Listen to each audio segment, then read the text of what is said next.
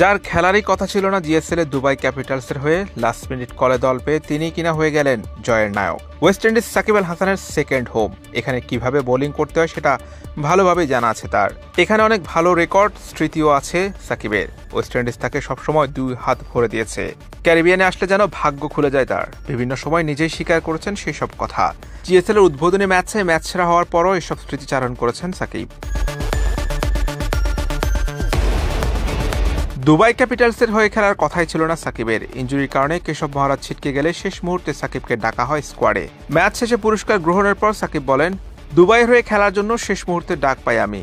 তাদের একজন ক্রিকেটার ইনজুরির কারণে ছিটকে যায়, তার জায়গায় আমাকে পূরণ করতে হয়েছে। ভাগ্যক্রমে আমি আসি এবং দুবাই ক্যাপিটালসের একজন হয়ে যায়। আমি দারুণ গর্বিত দুবাই ক্যাপিটালস দলের অংশ হতে পেরে।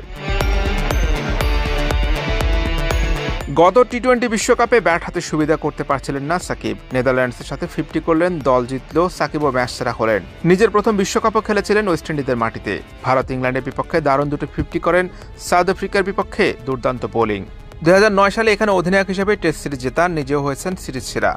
সিপিএল এর কয়েক মৌসুম খেলেছেন এখানে। স্বীকৃত টি-20তে তার সেরা বোলিং ফিগার, 6 রানে 6 উইকেট নিয়েছেন এই ক্যারিবিয়ান দ্বীপপুঞ্জে। তাই তো তার কাছে এই দেশ সেকেন্ড হোম। এ বিষয়ে তিনি বলেন, ক্যারিবিয়ানে 2007 থেকে আসছি আমি। এটি আমার সেকেন্ড হোম। আমি কন্ডিশনটা ভালোভাবে জানি কিভাবে বল করতে হবে এসব ট্র্যাকে। অ্যামাজনে খেলাও আমাকে সাহায্য করেছে অনেক। আমার জন্য ভালো ম্যাচ, দলে যেভাবে অবদান রেখেছি দারুণ খুশি।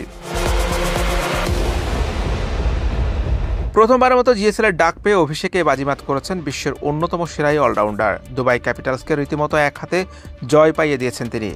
ব্যাট হাতে সাকিব করেন 37 বলে অপরাজিত 58 রান। তার ইনিংসে ভর করে দল তোলে 165 রানের সম্মানজনক সংগ্রহ।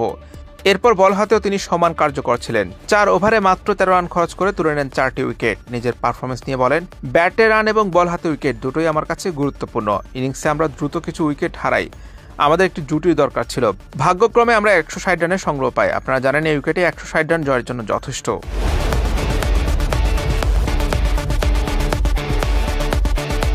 অলরাউন্ড পারফরমেন্সের সুবাদে ম্যাচ সেরা পুরস্কার উঠেছে সাকিবের হাতে। পুরস্কার স্বরূপ পেয়েছেন $1000, যা বাংলাদেশি মুদ্রায় প্রায় 1,22,000 টাকা। প্রথম ম্যাচ জিতে দল নিয়ে বেশ আত্মবিশ্বাসী সাকিব বলেন, দারুণ শুরু। ছোট টুর্নামেন্ট, প্রথম ম্যাচ জেতা আমাদের সাহায্য করবে। আশা করি এখান থেকে সামনে এগিয়ে যেতে পারবো। 11 জুলাই রাত 8টায় আবারও মাঠে নামবে সাকিব আল হাসানের দুবাই ক্যাপিটালস। এবার তাদের প্রতিপক্ষ অস্ট্রেলিয়ার শক্তিশালী দল হোবার্ট হারিকেন্স। প্রথম ম্যাচে পাওয়া যায়, বাকি ম্যাচগুলোতে আত্মবিশ্বাস চাঙ্গা রাখবে ক্রিকেটারদের, এমনটাই মনে করেন সাকিব।